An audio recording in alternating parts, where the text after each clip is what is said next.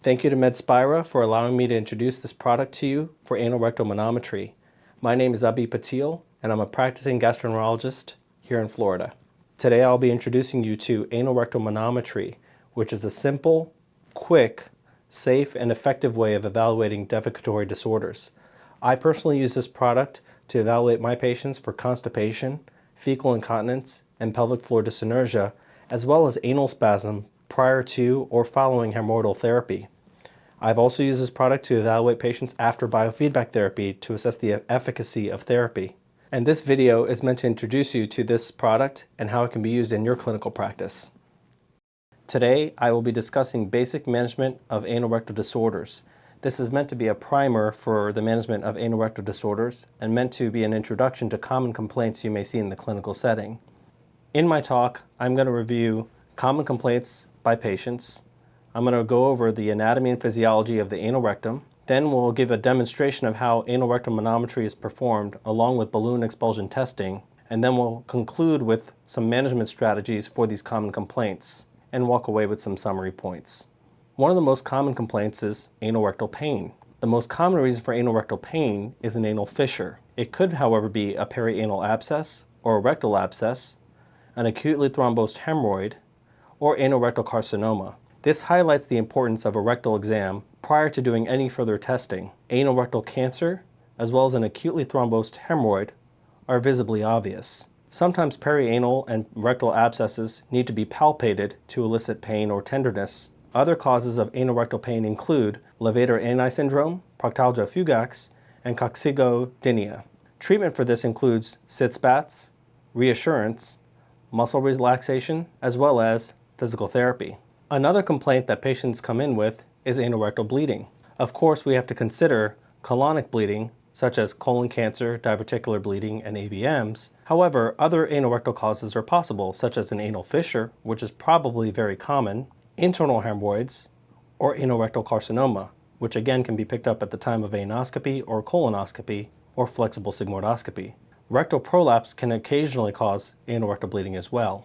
Patients can also come in with itching. Itching can be a manifestation of internal hemorrhoids, pruritus ani, rectal prolapse, or a perianal skin disorder. Some common disorders include fungal disease, eczema, psoriasis, and atypical dermatitis. These are also obvious on rectal examination. Finally, another common complaint is anal rectal discharge. This can be a manifestation of rectal prolapse, internal hemorrhoids, anal rectal fistulas, or can be functional and related to irritable bowel syndrome.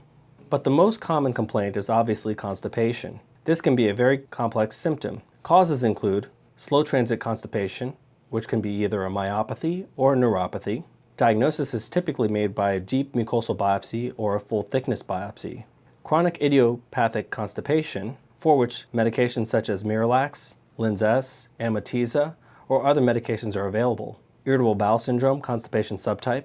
Medication-induced constipation, for which of course you stop the offending agent. Dyssynergic defecation, for which you need anorectal manometry to make the diagnosis, and we treat this with physical therapy. Or it can be an anatomic variant, such as a rectocele.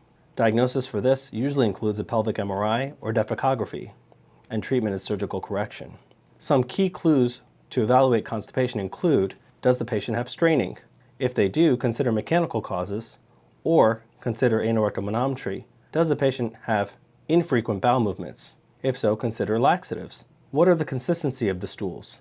Consider stool softeners. And does the patient use ancillary maneuvers, such as perianal support or manual disinfection? Consider mechanical causes or anorectal manometry to evaluate pelvic causes. Probably one of the most distressing complaints is incontinence. Causes include overflow incontinence, pudendal nerve injury, prior obstetric injury or other trauma to the sphincters, pelvic floor weakness, rectal prolapse, internal hemorrhoids, anorectal fistula, or another general GI disorder for diarrhea, and some myopathies and neuropathies. Treatments for incontinence include multimodality treatments, Kegel exercises to strengthen the anorectal muscles, surgical repair of the injured muscle, physical therapy such as biofeedback therapy, sacral neuromodulators such as InterStim, bulking agents like fiber products, injections for bulking like Celesta, or treating the underlying diarrheal or medical disorder. Next, we'll review anatomy and physiology of the anal rectum. In this slide, you can see how the anal rectum is organized. It's a very complex group of muscles, but I'd like to highlight some of the important muscles involved in defecation. At the top, you have the pubulo-rectalis muscle. In the anal rectal canal, you have the internal anal sphincter and the external anal sphincter. Above the internal anal sphincter, typically we have the hemorrhoidal plexus, which we call the internal hemorrhoids, and below the dentate line, we have the external hemorrhoids. In the resting state, the pubulo-rectalis muscle is contracted. This changes the angle from the rectum and the sigmoid colon to make an S shape. This itself holds the stool inside the rectal vault. During a defecation, this process is reversed, which will be demonstrated on the next couple slides.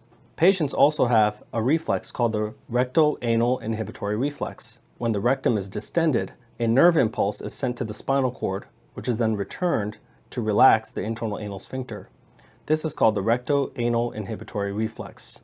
This also ends up straightening the muscles and allowing for defecation from the sigmoid colon and rectum out of the anus, or expulsion. Let's go over evaluation of the anal rectum.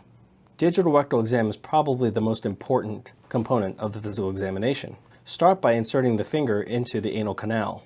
What you want to palpate for is the resting tone of the anus. You should feel a slight squeeze around the finger. You should be also able to palpate any tenderness that may be a sign of an anal abscess or perianal abscess. The next thing we do is ask the patient to squeeze. Here what we're feeling for is contraction of the external anal sphincter against your finger. Next, we ask the patient to squeeze and hold as if they're holding a bowel movement. This is where we can palpate the pubulo-rectalis muscle. We should feel the muscle contracting and making an S shape. Next, we ask the patient to bear down like they're having a bowel movement. This allows us to see if they're able to reverse all of these muscular contractions. During this process, you should feel a give inside the rectal canal. The pubulo-rectalis muscle should relax, the sigmoid colon should straighten, and you should feel relaxation on the internal anal sphincter as well as the external anal sphincter. This allows expulsion of stool, and you should be able to feel your finger slipping out of the anal canal. Let's go over some of the diagnostic tests that are used to evaluate defecatory disorders. First, most common is a colonoscopy. This is very helpful for excluding underlying colorectal cancer or other mechanical causes. Anoscopy can be used to evaluate the anal rectum.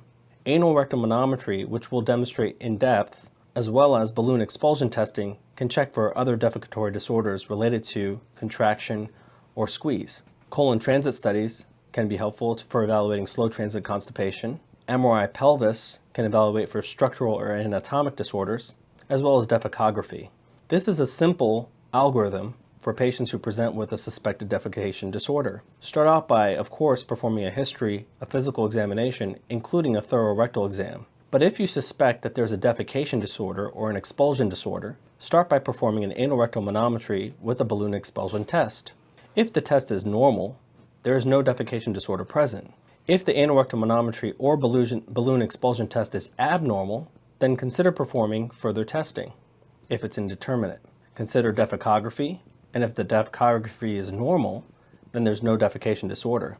If it's abnormal, then pursue the abnormal result. If the anorectal manometry and the balloon expulsion test are abnormal, then you have a defecation disorder, and this should be pursued.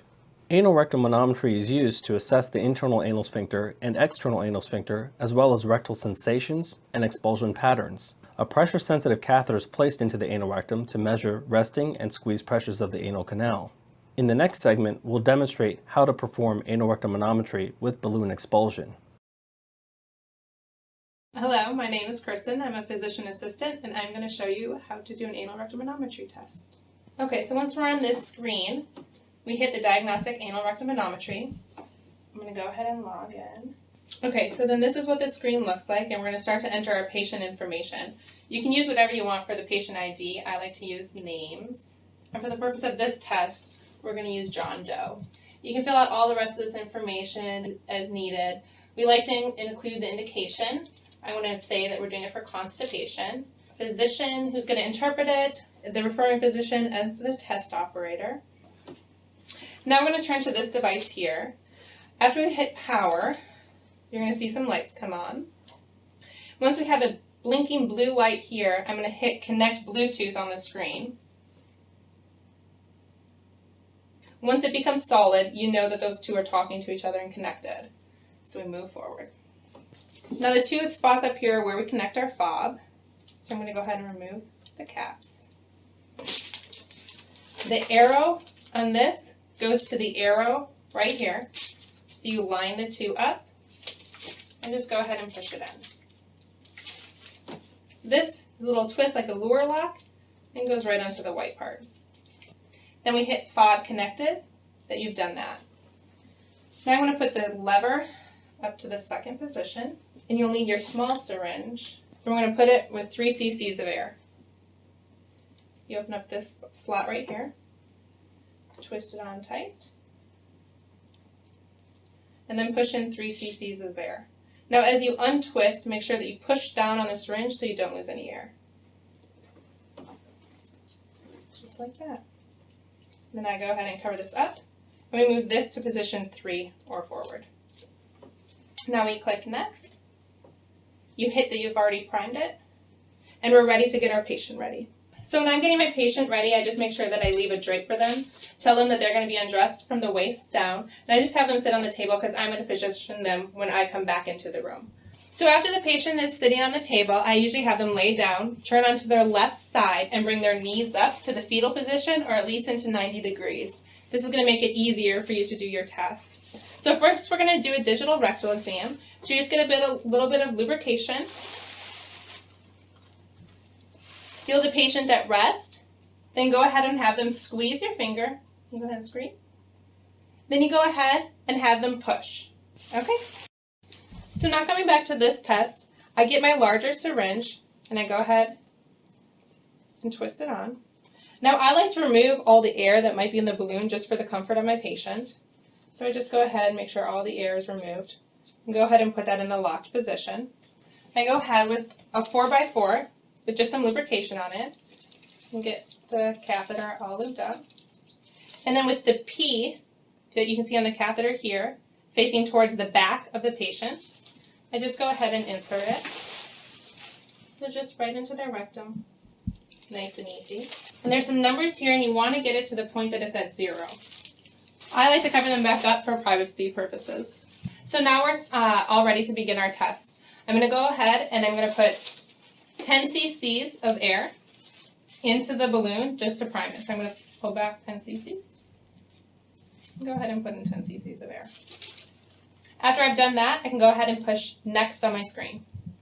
Now we're ready to run the resting tests. We're going to do this at 3 different points along the catheter. I'm going to start with it at 0 centimeters. So I go ahead, confirm that it's at 0, and hit run. At this point, we instruct our patients just to do nothing but just to relax there and rest, just so we're testing how their muscles are at rest. And we're going to run it for 20 seconds. Okay, at this point, we're going to go back up to resting. I'm going to move my catheter in 1 centimeter according to the numbers that you'll see, keeping the numbers facing towards you and P towards the back of the patient. So I'm going to adjust it here, push up 1, confirm the position, and run it again for 20 seconds.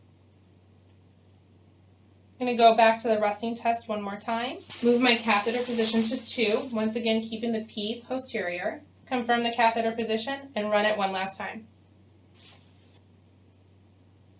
Okay. At the end of that, you can hit review on the tablet and you can see the 3 different tests that you've done. At this point, you can pick which one has the highest mean and use that position of your catheter. So in this instance, it's resting number 2, which was done at 1 centimeter. So I'm going to go back to the tests, and I'm going to do the rest of my tests at 1 centimeter. So I'm going to go ahead and confirm my catheter position. So I'm going to put 1 centimeter at the anal verge. Go ahead and cover up for privacy. Confirm the catheter spot. John, I'm going to have you squeeze as though you're trying to prevent yourself from having a bowel movement, as though you're trying to keep your stool in, and I'm going to do it for a total of 20 seconds. You understand? Yes. Okay, I will count you in. 3, 2, 1, and squeeze. Squeeze, squeeze, squeeze, hard as you can. 2, 1, and relax. So for this next test, I want you to push as though you're trying to have a bowel movement. We're going to once again run it for 20 seconds. I'm going to confirm the catheter position, keeping it at 1, right at the anal verge. Confirm my catheter position on the screen, and then you'll get the green arrow. 3, 2, 1, and push. Push, push, push, push, push. 3, 2, 1, and done. Next, we're going to put some air into the balloon, and we're going to do the expel test with 50 more cc's of air. So go ahead. So I tell the patient you may or may not feel the balloon, but I am going to put some air into it, and they may feel it in their rectum. And then go ahead and lock it with 50 cc's. On this screen now, you have to confirm that you put 50 cc's of air in, and you're going to confirm that it's still at 1 centimeter, which is what we're using for this test. Sometimes it will be different. And then after you get your green arrow, you'll be ready to go.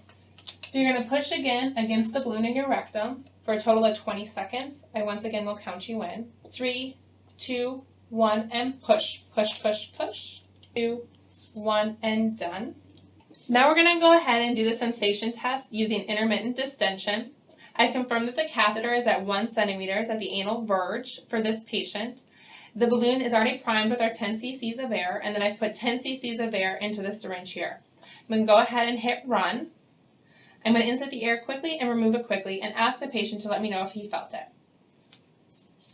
Did you feel that? Yes. I'm going to go ahead and hit my sensation button and mark that there was 10 cc's additional of air inserted. Now I'm going to increase my increment by 30, bringing it to 40 cc's. I'm going to go ahead and put the air in. I want you to let me know if it feels like you have to have a bowel movement, but that it wouldn't be an emergency. You could hold it, but it does feel like you have to have a bowel movement. Do you understand? Yes. Okay. So I'm going to put in my air. Does it feel like you have to have a bowel movement? No. And I'm going to remove it. I'm going to put 30 more cc's of air. I'm going to go ahead and put in the air. Does it feel like you have to have a bowel movement now? No. Close, but no. I'm going to remove the air. I'm going to put in 30 more cc's of air. Yes. All right, I'll mark my desire and insert how much air I've inserted. Now I want you to let me know when I insert the air if it feels like you have to have a bowel movement and you'd be searching for a bathroom. You would get up and go and use the restroom right away. I'm going to insert 30 cc's more of air. I'm going to go ahead and insert the air. Does it feel like you have to have a bowel movement? Yeah. Okay. I tap the urgency. I'm going to go ahead and remove the air and put 30 cc's more up here. And then we're done with this test and we move on to the next one. And then we go ahead and move to the next test. I like to make sure I have all the air out of the balloon. We are going to reprime it with 10 cc's. I'm just going to check my catheter position, reinsert 10 cc's of air so that it's primed, confirm my position here, and then we go ahead and run the test. Now I'm going to have the patient cough. Go ahead and cough. All right, cough for me again. One more big cough, as big as you can go. There we go. And that would be the end of the test. Now that we're done with all the testing, I'm going to go ahead and make sure all the air is removed from the balloon. We can go ahead and log out of this at any time because the software automatically saves our data. I'm going to remove the fob, the syringe, and then carefully just remove it from the patient's rectum. And this is disposable. Go ahead and get rid of it. And we just turn this back to 1. It's going to disconnect and from the computer, turn it off, and we're ready to download our study and to analyze it.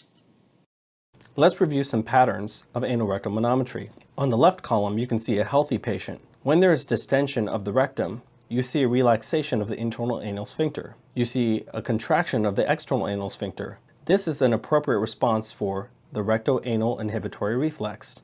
In patients who have Hirschsprungs, all the way on the right column, when there's distension of the rectum, there's minimal to no change in the internal anal sphincter. The external anal sphincter also stays similarly at baseline, or maybe even slightly increased. In the middle, you can see how a spinal cord injury patient would respond. With rectal distension, they do have relaxation of the internal anal sphincter and some relaxation of the external anal sphincter. This is because the recto-anal inhibitory reflex is intact. Another type of rectal anal pressure profile is exhibited here. This is for the patient who has dyssynergia. On the left, you see when there's rectal distension, you have relaxation of the anal canal. This allows expulsion from the rectum out of the anus. This is what we call the rectal gradient.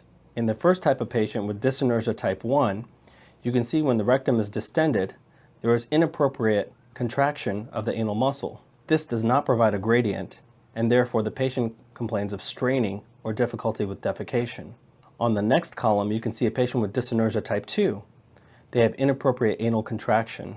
And on the final slide, you can see patients with inadequate expulsion who, despite having rectal distension, have no change in their anal tone. There is no relaxation. Again, these are 3 profiles of patients with anal rectal dysmotility, or pelvic floor dyssynergia. In this section, we'll describe anorectal manometry. Below are listed normal values. You can see that a normal resting pressure for the internal sphincter muscle is around 60 to 70 millimeters mercury. An appropriate squeeze should rise by 1.5 times to roughly 120 to 170 millimeters mercury. Expel empty, where the patient has no bowel, bear down maneuver with no air added in the rectal balloon, should usually give an increase in the rectal pressures and a decrease in the anal pressures, again providing a gradient. Expel full is when there's a full bear down maneuver with 50 cc's of air added into the rectal balloon. You should see an increase from the rectal baseline pressure and a decrease from the anal baseline pressure, again providing a gradient. In the volume sensations, we usually measure the first sensation, which is I can feel it. This should be around 30 to 50 cc's. Next, we increase the rectal sensation until they reach a desire point. This is the urge to defecate. I can hold it for a few minutes. This is usually 60 to 80 cc's. Next, there's the urgency sensation, which is I need to go defecate. I can't hold it anymore. This is 100 to 120 minutes. And finally, we do an exhale maneuver. This is a cough maneuver to look for the reflex arc in the rectum and the sphincters. What you should see is an increase from the rectal baseline pressures and an increase from the anal baseline pressures. Again, when a coughing maneuver is elicited, you should see strengthening of the rectal and anal muscles together. This prevents incontinence. Let's take each of these one by one. So when we look at resting pressure and squeeze pressure, resting pressure can be low in patients with fecal incontinence symptoms, or if there's weakness of the muscle due to myopathy, neuropathy, or atrophy. Resting pressure can be seen as high in patients with constipation or defecation disorders. A high tone can also be indicative of anal spasm, which can result in anal fissure and hemorrhoidal symptoms. Finally, the squeeze pressure is sometimes low in patients with fecal incontinence symptoms. Weakness of the muscle can be due to either trauma, pudendal nerve injury, or myopathies and neuropathies. Next, we evaluate the expel gradient. This is calculated using the expel pressures mentioned before. A positive gradient is normal, and this implies normal expulsion from the rectum through the anus. Again, the rectal pressure goes up and the anal pressure goes down. This should give you a positive gradient. A negative gradient implies that there's abnormal pressure direction.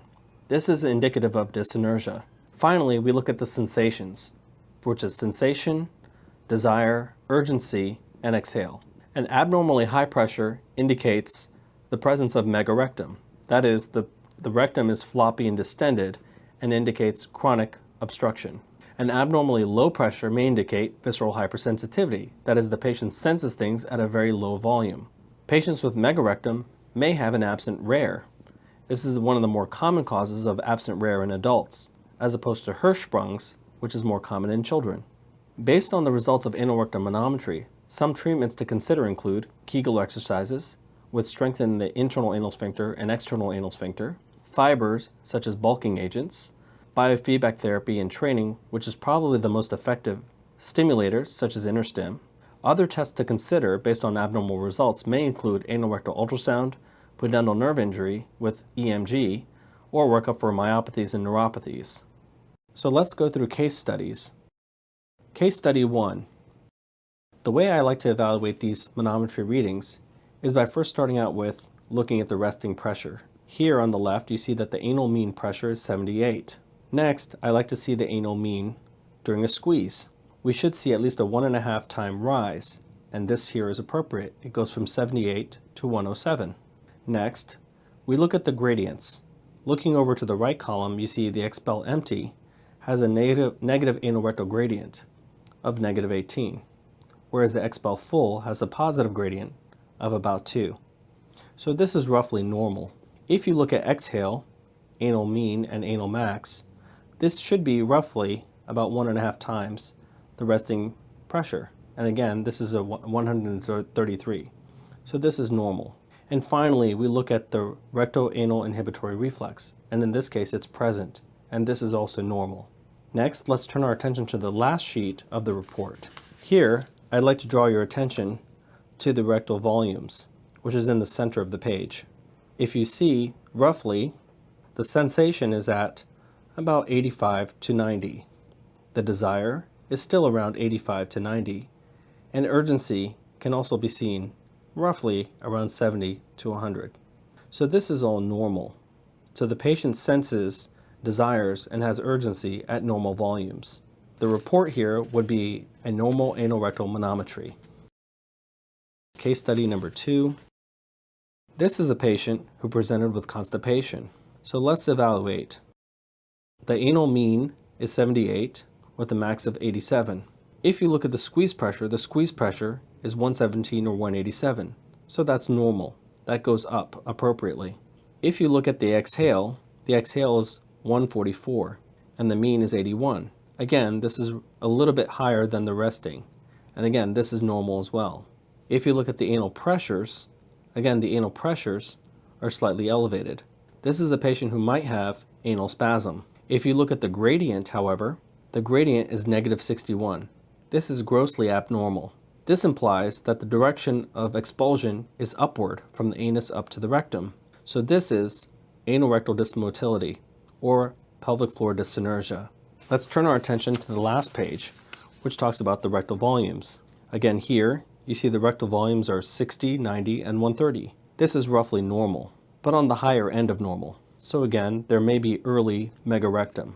So in conclusion, this is a patient who has slightly elevated resting anal pressures and has a negative anorectal gradient, which suggests anorectal dysmotility. So this is a patient who probably has pelvic floor dyssynergia and would benefit from fiber and biofeedback therapy. Case study 3. So this is a patient who was referred for fecal incontinence. When we look at the anal mean, it's 46. That's relatively low. When you look at the anal mean and the anal max, it's very slightly elevated. Again, this is not very normal. It should be higher than this. Finally, when you look at the exhale, anal mean and anal max, you can see, again, it's not very high. This means that when the patient coughs or sneezes, that they're going to leak feces. Finally, when you look at the anorectal gradient, these are normal, with an anorectal gradient of 34. So this patient has weakened anal sphincter muscles, and this is probably the reason why the patient has fecal incontinence. Let's turn our attention to this last page of the report, where we look at the rectal volumes. Here you see 40, 60, and 80. These are roughly normal for sensation, desire, and urgency. So in conclusion, this patient has weak resting pressures, which is likely the cause of the patient's fecal incontinence. This patient would benefit from fiber, biofeedback therapy, and possibly even Kegel exercises. In this section, we'll discuss management of various disorders that were presented. First, let's talk about anal fissures. This is most often in the anterior or posterior midline. In fact, 80% of patients or greater have an anal fissure in the posterior or anterior midline. If it's found in the lateral positions, this should prompt an evaluation for other diseases, such as Crohn's disease. This is usually found by a rectal exam, by eliciting tenderness during the rectal exam, especially when palpating the posterior or anterior midline. You might even see a sentinel pile on visual inspection. Treatment for anal fissure includes soluble fiber of up to 30 grams per day in divided doses, sitz baths 15 minutes at a time, up to 3 times a day, including or without Epsom salts, topical agents such as Rective, which is nitroglycerin 0.4%, used twice daily for about 2 weeks, or a compounded form of nitroglycerin 0.125%, used twice a day, compounded for 2 weeks, or nifedipine or diltiazem in ointment form for 2 weeks, applied locally, or lidocaine 1 to 2% twice a day, especially if patients are complaining of acute severe pain. This is used for pain relief or topical analgesia. 7 days is my maximum for using this. You can also use hydrocortisone suppositories, or Preparation H, twice a day for acute pain, but no more than 7 days. The next most commonly encountered condition is a thrombosed external hemorrhoid. If you're lucky and the patient comes in within the first 72 hours, you can perform a local bedside thrombectomy by performing a superficial incision and extracting the thrombus, and then packing the wound.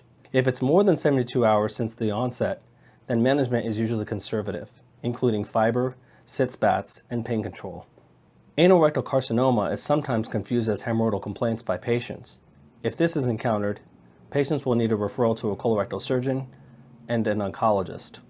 Rectal prolapse can also be seen, and if this is found on rectal examination, then a referral to a colorectal surgeon is appropriate for a rectopexy. Very mild cases can be treated with hemorrhoidal banding, as this will tack down the rectum and prevent it from prolapsing. Pruritus ani, which is an itching condition, usually centers around skin hygiene.